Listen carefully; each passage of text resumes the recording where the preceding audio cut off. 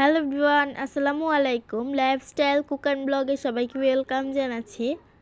আজকে আপনাদের সাথে শেয়ার করব সজনে পাতার বড়া বা পাকোড়া রেসিপি।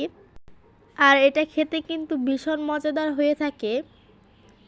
আর এটা কিন্তু অনেক উপকারী একটি পাতা।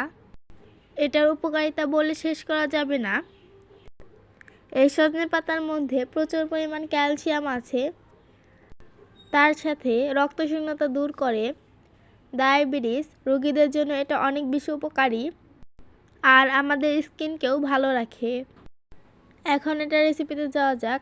প্রথমে নিয়ে নিয়েছি সজনে পাতা, তারপর এটার মধ্যে দিয়ে দিয়েছি আতপ চালের গুঁড়া, তারপর দিয়ে দিয়েছি স্বাদ অনুযায়ী লবণ, পেঁয়াজ কুচি, কাঁচামরিচ বাটা, রসুন বাটা, তার সাথে দিয়ে দিয়েছি হলুদের গুঁড়া আর দিয়ে দিয়েছি ধনিয়ার গুঁড়া। এগুলো দেওয়ার পর এগুলোকে চামচ বা হাত দিয়ে ভালো করে মাখিয়ে নিতে হবে। তারপর অল্প অল্প পানি দিয়ে এরকম একটি বেটার তৈরি করে নিতে হবে। এটাকে কিন্তু খুব বেশি পাতলা করা যাবে না, অনেকটা আঠালো করতে হবে। তারপর একটি ফ্রাই প্যানের মধ্যে তেল দিয়ে দিয়েছি। তেলটা গরম হয়ে আসলে এরকম করে গোল গোল করে দিয়ে দিচ্ছি।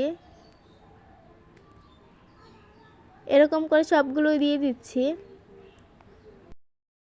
কিছুক্ষণ এই সাইডটাকে ভেজে অপর সাইডটাকেও ভালো করে ভেজে নিতে হবে। সবগুলোকে উল্টিয়ে পাল্টিয়ে ভেজে নিব। আর কে কে বাসায় সজনে পাতার বড়া ট্রাই করেছেন অবশ্যই কমেন্ট করবেন। আর ভিডিওটি কে কোন জায়গায় থেকে দেখছেন এটাও কমেন্ট করে জানাতে পারেন। আর সজনে পাতার বড়াগুলো কিন্তু হয়ে গিয়েছে, এখন একটি প্লেটের মধ্যে নামিয়ে নিব। আর ভিডিওটি ভালো লাগলে লাইক কমেন্ট শেয়ার করতে ভুলবেন না। আর এটা বাসায় একবার হলেও ট্রাই করতে পারেন। আর যারা এখন আমার চ্যানেলটি সাবস্ক্রাইব করেনি প্লিজ সাবস্ক্রাইব করে দিবেন।